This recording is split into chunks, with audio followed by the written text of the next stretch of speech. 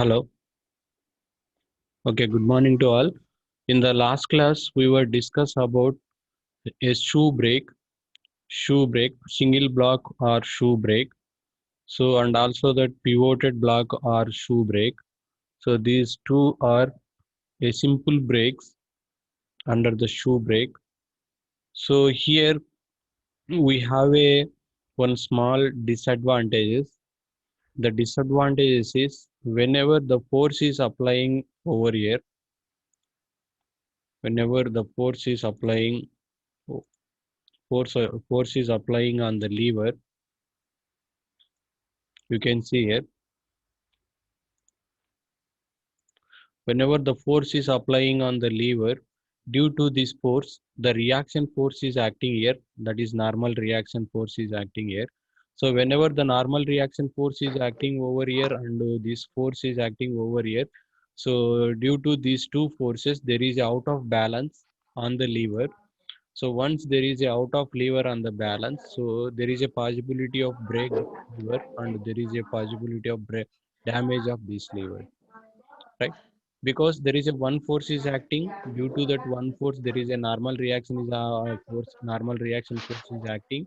So due to these two forces, opposing forces, there is a possibility of failure on this where on this lever. So in order to make the lever in safe mode. So this single block or block shoe is modified into double block or shoe brake. Double block or shoe brake. I'll show you that how double block shoe brake is. So next to pivoted also we do pivoted brake also we seen pivoted brake or shoe brake. So that is also one. Next to coming into that double block or shoe brake. In order to make sure that the lever is safe mode, the lever is at safe mode, the single block or shoe brake is modified into double block or shoe brake. Why? Because there is a possibility of failure by applying of force at end of the lever. Due to that there is a normal reaction and over here it is a pivoted, over it is a pivoted. So due to these two opposing forces there is a failure. The failure have been taken place, failure will be took place on the lever. So in order to make this lever is at safe mode, then this has been modified into double block or shoe brake. Let's see that when a single block brake is applied to rolling wheel, single block is applied to rolling wheel because there is a rolling wheel, against rolling wheel the pad is applying, the pad is applying. So rolling wheel, an additional load is thrown on the shaft bearing due to the normal reaction. So this is the load, this is the additional load, normal reaction load is acting over this. So due to which what is happening, this produces bending of the shaft, this produces bending of the shaft, bending on the lever, right? This is the one kind of failure here, bending, forming bending or producing bending of the shaft is a one kind of failure here. In order to overcome this drawback, the double shoe brake, double block or a shoe brake is used. Shoe brake is used. So let the construction of this double block or shoe brake. The main construction, it consists of two brake blocks applied at the opposite end of the diameter of the wheel. So there is a diameter of the wheel at opposite of these two. We are going to apply two blocks because the two blocks are applying at the end of the diameter of the wheel, at end of the diameter of the wheel, which eliminate or reduce the unbalanced force on the shaft. Say for example, these two shoes are constructing or placing at the end of the roller. So by this shoe there is a one opposite reaction, by these two there is a one more opposite reaction. These two opposite reactions are equal forces, so that there is a balancing of force on the wheel, there is a balancing of force on the drum, and there is a balancing of force on the shaft, so that the shaft is at safe mode, so that the shaft is producing of what, bending on the shaft, avoiding producing of the bending on shaft. So that is due to what, due to balancing of forces. The brake is set by a spring which is pulls the upper ends of the brake arm together. So there is a one spring is attaching by that spring. By that spring, the total double block or shoe brake is working. I'll take you that how the double block or shoe brake is working here. So by diagram. So see here, you can see the diagram.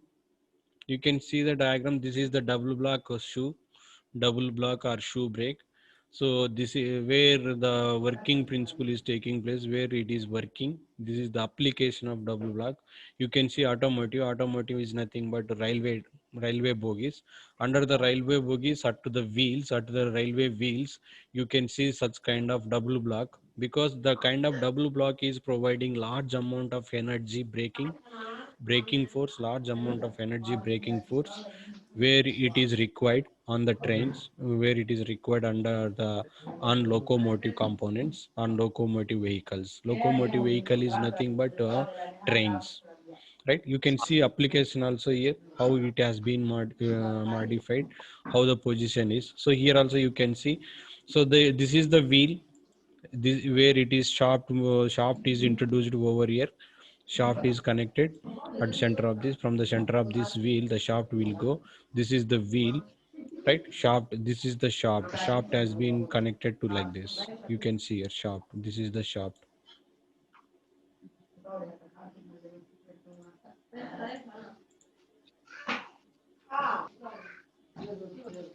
right? This one is the shaft has been connected like this. So this side is the wheel. Under the wheel shaft, the total system has been modified. You can see here, this is the wheel shaft, right? It is a wheel shaft, wheel drum, wheel shaft or wheel drum. Here is the wheel shaft or wheel drum, which is connected through this, right? Let's come to this. So this side is a one fulcrum, one force, one bell crank. This side is a one bell crank. You can see that this side is the one, this side is the one. This is the total bell crank is provided over here, bell crank lever, right? So this is the one block from here to here. This is the another block from here to here. So two blocks are there. Two blocks are connected, pivoted over here. So you can see this. This is the one block from here, one block, and this one is the one block from here, from this side, and these two are connected over. This is the one, and this is the one. You can see this, right? So this is the modification of here. These points are there over here. These points are there over here, right? So this spring and all provided over here. You can see over the springs and all. It is a one component, one devices over here. It is connected like this, like this.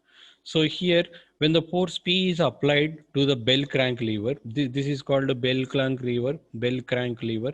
When the force P applied to the bell crank lever, what will happen? The spring is compressed and then the brake is released. The spring is compressed. So whenever the force is acting on the bell crank lever, so the shoe which is connected on this, it will try to come over this. It will try to come over like this, right?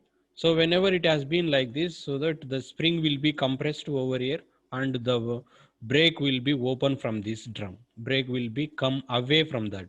Brake will come away from the drum, right? Away from the drum like this. So this is the final position. After force is applied, it will not contact to the shoe, will not contact to the drum. So it is away from the drum. That time what will happen? The brake has released. The brake is released. So there is no braking force. So means that, so whenever the force is applied on the lever, the force will come from this lever, will come from this lever, and it is away from this.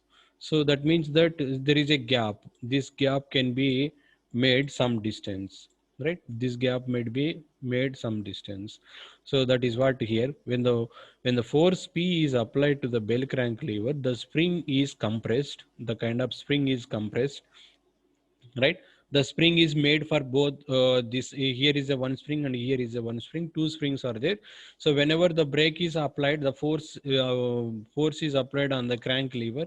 Immediately, the two wheels of this double block is working. Two wheels of double block will be working, and two are open at a time. two are open at a time. So there is no contact to the drum. There is no contact to the wheel of drum, wheel of drum of the shaft, so that there is a free movement. So whenever it is a free movement, easily the vehicle will be moved. Easily the automotive vehicle will get a running dynamic movement. Will get a dynamic movement. That is what here. So this type of brake is often used on electric cranes, and the force P is produced by an electromagnetic or solenoid. Force P is applied by electromagnetic or electro solenoid. So this means that the force P is applied. P is electric load. P is nothing but electric load.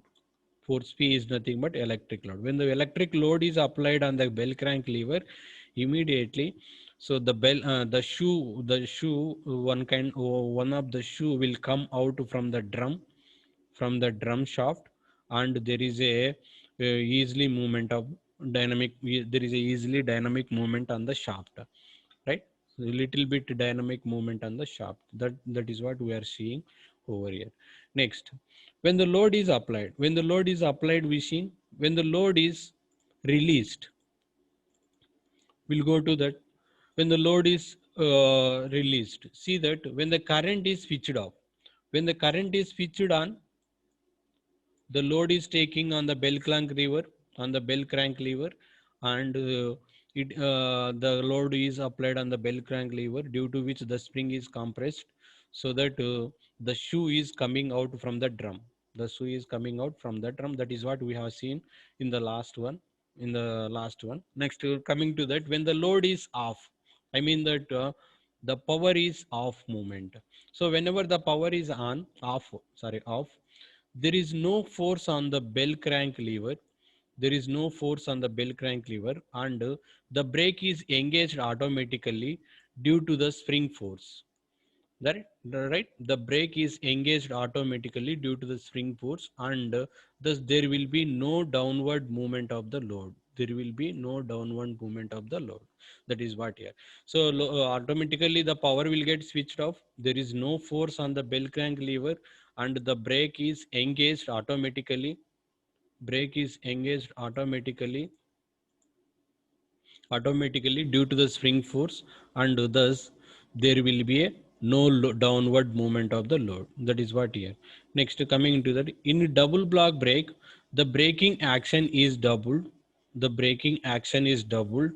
By the uses of two blocks, and these blocks may be operated partially by the same forces will be operated on one, right? Because there are the two sides of the blocks are there. Due to the two sides of the blocks, the braking force is high rate, so due to which the braking torque also will be more compared to single brake or single block brake, right?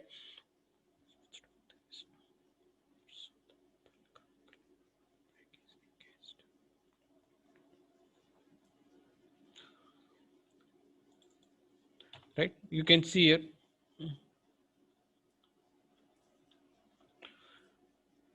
Here two are there, one block. This is the another block. Two blocks are there. So the two blocks are contacting directly to the drum. So by which there is a large amount of braking force applying on the shaft. So which leads to that it is producing large amount of braking torque. It producing large amount of braking torque. So that is what here. So see, very simple here. Compared to single block brake, the double block brake or shoe brake is consist of two blocks. This side is a one, this side is a one. So two blocks are there, two shoes are there at both sides. So whenever the force is applied to the bell crank lever, so it is coming away from that. So at that time there is a electrical load is acting. So due to which the spring is compressed, and it is away from that drum. So at that time there is a movement on the wheels. Propulsion on the wheels, propulsion on the shaft.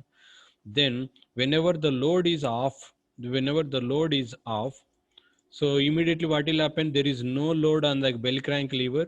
So due to which what will happen? The spring is compressed, expanded. The spring is expanded.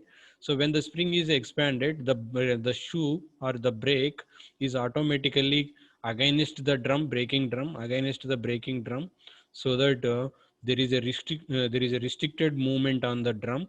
So whenever there is a restricted on the movement on the drum, immediately the vehicle will get a retardation position, or the vehicle will get a stop the position, or the vehicle will get a stop the position.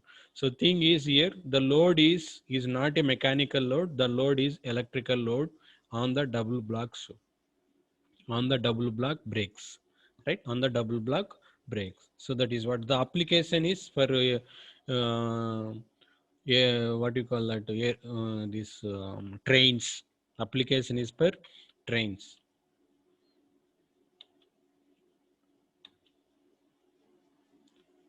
Next, simple band brake. This is the another one. So till now we seen that single block or shoe brake, pivoted block or shoe brake, double block or shoe brake, double block or shoe brake. So now next, coming into that, another block, another shoe, another braking shoe. The brake shoe is a simple band brake shoe, simple band brake, right? So let's see that how simple band brake is working. So here not shoes are using, here rope is using, right? In simple band brake, not shoes are using, but here rope is using. I'll show you how the shoe, what is the difference between of shoe and rope.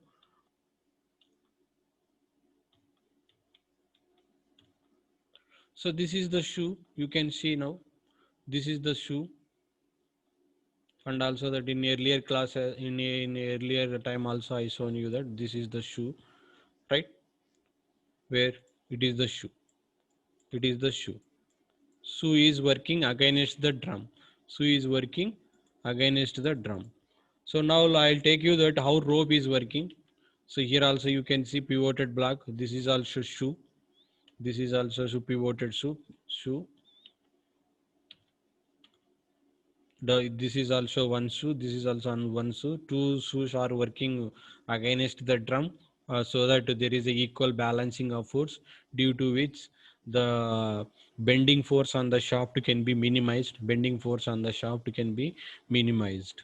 Now I'll take you that simple band brake. So simple band brake is working on the basis of rope, on the basis of rope, not a shoe, not a shoe, simple band brake. So a band brake consists of a flexible band of leather. Sometimes it is a leather, one or more ropes, one or more ropes, or it is a steel lined with a friction material. It is a steel lined with a friction material like a chain, which embraces a part of a circumference of the drum, which embraces, which is rounded on the circumference of the drum, which is rounded on the circumference of the drum. So it's nothing but a simple band brake is nothing but which is connected to the rope, either rope, which is connected either leather, which is connected either a friction lined material like rubber, like a chain. So this is called as a simple band brake. A simple band brake is also called as a simple band brake, in which one end of the band is attached to the fixed pin, one end is attached to the fixed pin and fulcrum of the lever, while other end is attached to the lever at the distance b, at the distance b from the fulcrum. I'll show you that how the setup is arranging over here.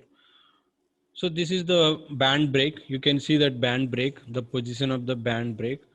So here, this is a one kind of material, lined material, or we can say that one kind of rope. Simply we can say that one kind of rope or one kind of lined material, one kind of friction lined material. So see here how it is made. So just like a U shape, just like a U shape. So like this, we have a two materials we have here. So I'll take this. So this is going to fix over here. This is the drum. This one is the drum. This one is the material of this. This one is the material of this. So from ear to ear, it is rounded, wrapped around the circumference of the drum, wrapped around the circumference of the drum. So one end is fixed over here. This end is fixed. This end is fixed on the lever. This is called as a lever. So one more end of that brake, one more end of that band is attached, is pivoted over here, right? So one end of the band is pivoted over here, one end of the band is pivoted over here at a distance of b from these two, at the end distance of the b from these two. So one end is at the end of the lever, it is a confirm, it is a fixed. One end is at the end of the lever, either this side end or this side end. So next to from the end of the lever to at a distance of b, so then one more band pivoted over here, one band end is pivoted over here, which is wrapped around of the circumference of the drum, which is wrapped around the circumference of the drum. This is what here. So now come to that. So here also you can see this is the wheel, this is the forks. So this one is the shaft, this one is the shaft. Shaft you can see here, this one is the shaft,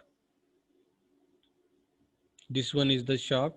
So on the shaft there is a wheel, on the shaft there is a drum, you can see that drum, right? On the drum the band is provided, this is called as a band, which is black color, which is made at a black color, it is a band. So the band is connected to the lever, this is called as a lever, you can see that lever. So lever, two supporting levers are coming, but here only one lever is taking, right? A lever which is connected to the lever, that's all. So come to this. So whenever the force is applied, whenever the force is applied, either upward direction or downward direction, or whenever the drum is rotating clockwise direction or anti-clockwise direction, clockwise direction or anti-clockwise direction, then with respect to that, the braking force, braking torque, braking force and braking torque is acting on the drum, right? So this is what we are going to study. A band brake is a simple brake compared to what you call a shoe brake. It is a somewhat effective compared to shoe brake, it is what somewhat effective. But here shoes are not using, but here bands are using. By using of a bands, it is connected, it is fixed on the lever while it is wrapping around the circumference of the drum, circumference of the drum. So when the drum is rotating clockwise direction, you can see when the drum is rotating anti-clockwise direction, whereas we seen in the shoe brake also, whereas we seen in the shoe brake also, there also drum is rotating clockwise direction, here also drum is rotating clockwise direction, there also anti-clockwise direction we seen. The effect of anti-clockwise direction also we are going to see in the band brakes also. Clear? The application is, if automotive vehicles like race cars, like heavy duty application of vehicles, the band brakes are using, the band brakes are using. Clear, all of you? I hope you understand what is the band brakes, what is the difference between of the shoe brake and band brake, shoe brake and band brake. So here lever is most essential, lever is working, lever is supporting for the band, lever is supporting for the band, right? Lever is supporting for the band. And when the lever is supporting, we say one important thing I forgot to tell you that. So when the drum is rotating in the clockwise direction, what will happen when the drum is rotating in the clockwise direction? This band will get a tight side, this is the tight side, because the force is centrifugal force is acting. When you keep on rotating like this side of the rope or band will get a tight, that means the tight side. And this side of the tension, T1 is nothing but tight side tension, right side tension. And when it is going to that, so after coming out a drum, after coming out from this area, coming out from this area, there is no force on the tension, there is no force on the band, so it's a slack side. Slack side is nothing but loose side, right? because the force, the drum force is acting on the band. So this is the tight side. This area is the tight side area. So the tight side, the tight of the band is continuously running. After that, whenever it is come out from the drum, there is a slack side area. So this is the slack side area, right? So T1 is nothing but tight side, tight on the tension, and I mean the tension on the tight side. So T2 is nothing but tension on the slack side, tension on the slack side. So tension on the tight, tension on the bands. So T1 and T2s are not equal. T1, T2s are tension on the tension at one side, tension at another side of the bands. So here also you can see now. So it is a quite opposite of this. So whenever the drum is rotating like this, whenever the drum is rotating like this, so the drum is about to contact of this band, about to contact of this band. Whenever the drum is contacting with band, so this side is called as a tight side. Right. The tight of the band will be continuous till some time. So once it has been reached here, so the drum is away from the band, away from the band over this area. So this area is called as a slack area. This area is called as a what? Slack area. This area is called as a slack area. So you can see now this one is T1 whenever it is clockwise. So whenever it is clockwise, this one is the T1. So whenever it is a anti-clockwise, it is a T2. Whenever it is anti-clockwise, it is a T2. So shifting, T1, T2s are shifting. T1, T2s are shifting. That is what you have to remember here. Next, come to this. When the force P, when your force P is applied to the lever at C, so here the force P applying at the lever C, the lever turns about a fulcrum of pin. So what will happen? It is going to up. So the lever would be changed, the position of the lever would be like this by applying of a force. So from initial position to final position. Then what is going to on here? So there is a tight position because it is going to up, the movement is going to change up, so it is a tight movement, and the tightness of the band on the drum, and hence the brake are applied. So whenever the fulcrum has been changed its position by applying of load at end of the lever, so that automatically the tension will be take place on band. So whenever the tension is taking on the band, so that the drum will get a tightness. So whenever the drum is under the tight mode, under the tightness, the brake is applied. The brake is applied. That is what is mentioned over here. Then the friction between the band and the drum provided braking force. So the friction, whenever the tightness is taken place, the tightness is taken place between the drum and the band. So the friction could be developed, the friction could be developed around the circumference of the drum, because the tightness is provided by the frictional force. The tightness is provided by the frictional force. The frictional force we have to calculate it here, that is called as a braking force. Right? What is the amount of braking force by consideration of frictional force? The force P on the lever at C may be determined as discussed below. Right? Force P, the P can be determined, and the tensions also can be determined like this. As we know that it is a circumference, the circumference can be calculated T1 by T2 is equal to U mu theta, E mu theta. So logarithm of mu theta. So whenever we know that braking torque on the drum, the difference of the drum, braking torque, braking force, T1 minus T2. So braking torque TB is equal to T1 minus T2 into R. It is a circumference of that.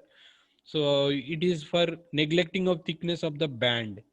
So whenever it is neglecting thickness of the band, we can take one formula, and consideration of the thickness of the band is one formula. So most of the cases we will consider only neglecting thickness of the band in this, right? So this is what the formula we are using for calculating of T1 and T2. So just we are taking T1 by T2 is equal to U mu theta, So this is the equation 1, and T braking torque T1 minus T2. TB is equal braking torque T1 minus T2 into R.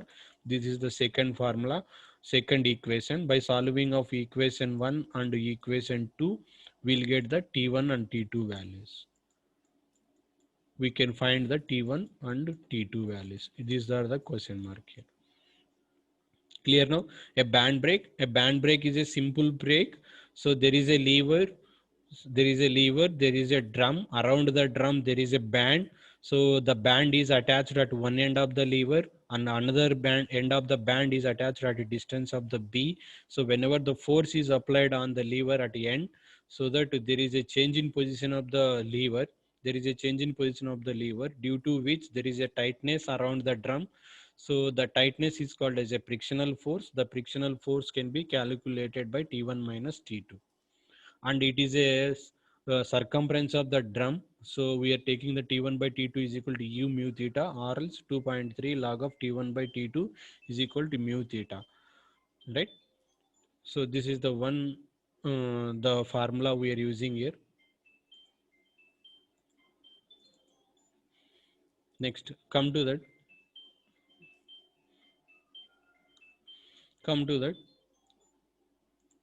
So it may be noted that when the drum rotates in the clockwise direction, as shown in figure, noted that drum is rotating in the clockwise direction. Let's see what will happen. The end of the band attached to the fulcrum O, that's we know already, we studied. End of the band, one end of the band is attached to the at end of the fulcrum. So will be slack with tension T2. Slack is nothing but it is some loose, right? Loose T2. At the end of the band attached to B, one more band is attached to the B, will be tightness of the tension T1. So this is the T1 and this is the T2. This is the tight side, this is the slack side.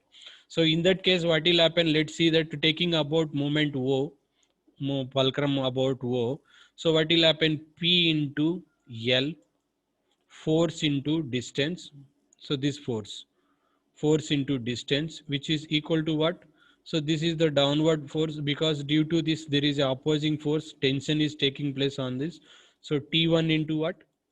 T1 into B plus, so this is about O, no? This is about O. There is no distance. So this total will get a, so now I'll take you that T2 into what? There is no distance, T2 into 0. So this total amount will get a 0. But this is the formula, TP into L, opposing force P into applied force P into L is equal to this force into distance. This is already located on the fulcrum O. So we cannot get any movement. So this is 0. So now formula is what? P into L is equal T1 into B. This is P into L is equal T1 into B for what? Whenever the drum is rotating in the clockwise direction movement. Let's see what about in the clockwise direction. So quite opposite in the clockwise direction, you can see that. So it is a T2 instead of T1. It is a T1 instead of T2 because the drum is rotating in the clockwise direction, so that the tight side and the slack side is opposing to previous one. Remaining is same. One end of the slack is fixed over here. Another end of the slack is fixed over here. So between of the those two band is distance is B.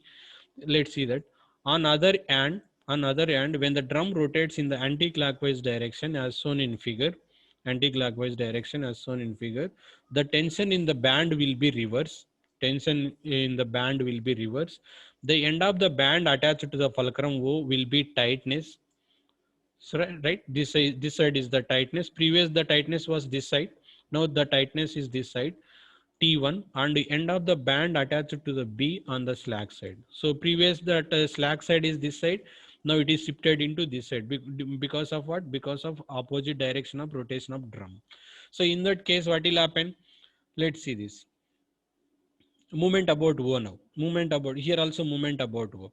So this force into L, applied force into L. So which is equal to, now what will happen? This T2 into B plus, so T1 into what? T1 into 0. The band is attached on the fulcrum O. So we are taking moment about fulcrum. So movement cannot be considered there. So T1 into 0. Now what will happen? P into L, T2 into B. That is what here. P into L, T2 into B. Means it is a T2 is nothing but it's indicating that anti-clockwise direction. T1 is indicating that it is a clockwise direction. That you have to remember. Right? So this is the one way of calculating of this. So there is a T1 by T2 is equal sir ఓ దగ్గర zero E ఎందుకు sir theta. తీసుకునేది? This is the one. Next T1 minus T2, which is equal to braking torque or hello braking force, and P into L is equal to T1 into B. Third one, P into L is equal to T2 into B. Total 4 formulas are there here. So you have to remember these 4 formulas. About what? About this band brake.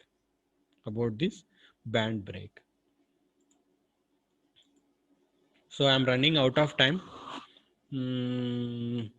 Please rejoin all of you for 10 minutes. I'll continue this and I'll close that. Right? So once again, those who are joined here, please rejoin again because I'm running out of time. I'll take again 10 to 15 minutes and I'll close this. Okay. I'll send you new link to you through WhatsApp.